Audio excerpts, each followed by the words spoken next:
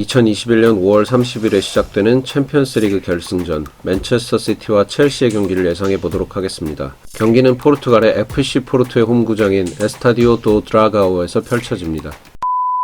지금 맨체스터 시티에서 출장할 수 없는 1군 선수는 없습니다. 브라이튼과의 경기에서 일찍 교체된 일카이 귄도아는 정상 컨디션으로 경기에 나올 것으로 예상됩니다.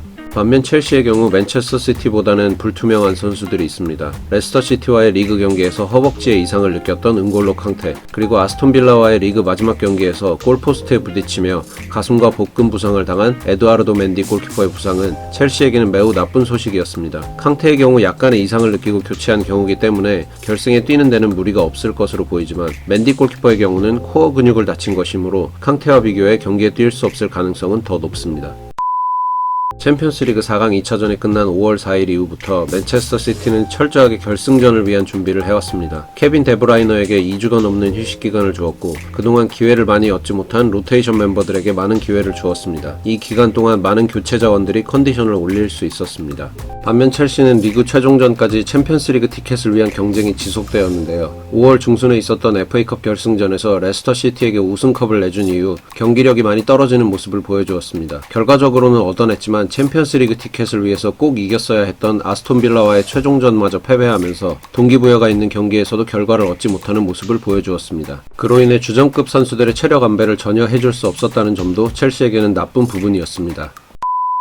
맨체스터 시티의 예상 라인업은 리그 마지막 경기였던 뉴캐슬과의 경기가 큰 힌트가 될 것입니다. 케빈 데브라이너까지 포함시키며 챔피언스리그 결승을 위한 경기 감각과 팀워크를 다지는 모습이었는데요. 그 라인업이 결승전의 라인업과 가장 차이가 없는 라인업일 확률이 높습니다. 다만 경미한 부상으로 빠졌던 일카이 균도안과 굳이 투입하지 않았던 베르나르도 실바의 선발 라인업 복귀는 쉽게 예상할 수 있습니다. 만약 균도안이나 실바가 경기에 뛸 수 없는 상황이라면 뉴캐슬과의 경기처럼 필포든이 중앙에 위치하고 라임 스털링이 선발 라인업에 포함될 것입니다. 첼시의 경우도 맨체스터 시티와 크게 다르지 않습니다. 현재 가용한 선수들을 모두 경기에 내보낼 것이고 리그 마지막 경기까지 베스트 라인업을 냈어야 했던 만큼 지금까지 봐온 첼시의 라인업과 큰 변동은 없을 것입니다. 다만 은골로 캉테와 에두아르도 맨디의 부상 정도에 따라 마테오 코바치치, 케파 아리사발라가가 선발로 나올 수 있고 공격진의 조화를 더 중요시한다면 크리스티안 퓰리시치 대신 카이 하베르츠를, 안드레아스 크리스텐센이 컨디션을 많이 회복했다면 리스 제임스의 스토퍼 자리를 대신 담당할 수도 있습니다.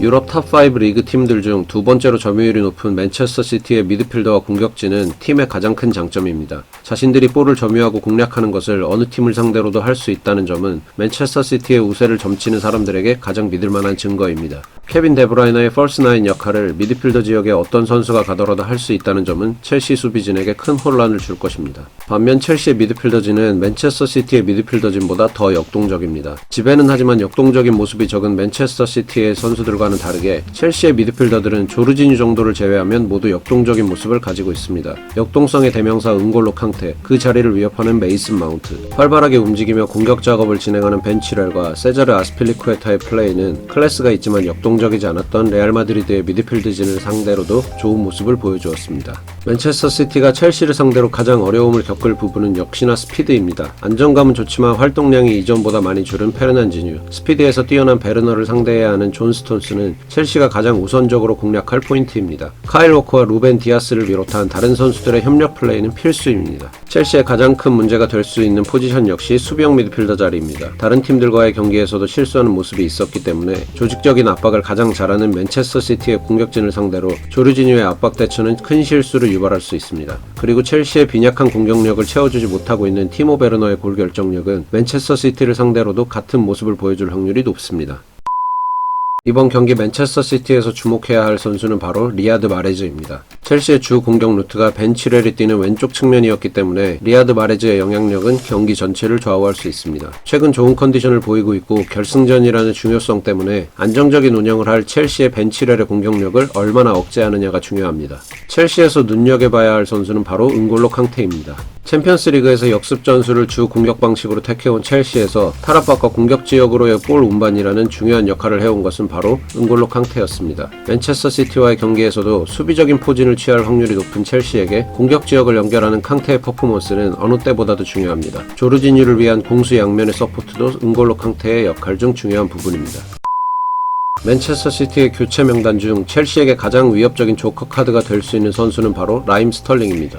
왼쪽 측면에 위치한 필포든이 중앙지향적 플레이를 하기 때문에 실질적인 크랙 윙어는 리아드 마레즈 뿐입니다. 왼쪽 측면에서도 임팩트가 필요할 때 스털링의 존재는 맨체스터 시티에게 플러스 요인이 될 것입니다. 최근 경기들에서 좋은 움직임을 보여준 가브리엘 제수스, 공격수 자리에서 존재감을 드러낸 페란 토레스도 좋은 조커 카드가 될 수 있습니다. 첼시에서는 카이 하베르츠 카드가 가장 우선적으로 뽑아야 하는 조커 카드일 것입니다. 역습을 가장 기본적인 전술로 채택할 토마스 투엘에게 크리스티안 필리시치가 더 선발 명단에 포함될 가능성이 높습니다. 다만 일정 시간이 지나고 공격진과의 연계가 중요한 시기가 온다면 그 첫 번째 카드는 카이 하베르츠가 될 것입니다. 현재 티모 베르너와 합이 가장 잘 맞는 선수가 카이 하베르츠라는 점도 이 선수가 결승전에 얼굴을 비칠 수 있는 이유입니다. 세트피스에서 제공권을 높여줄 수 있는 올리비에 지루와 마르코스 알론소, 크랙 윙어의 임팩트를 줄 수 있는 하킴 지에오와 칼럼 허드슨 오도이도 좋은 교체 카드가 될 수 있습니다.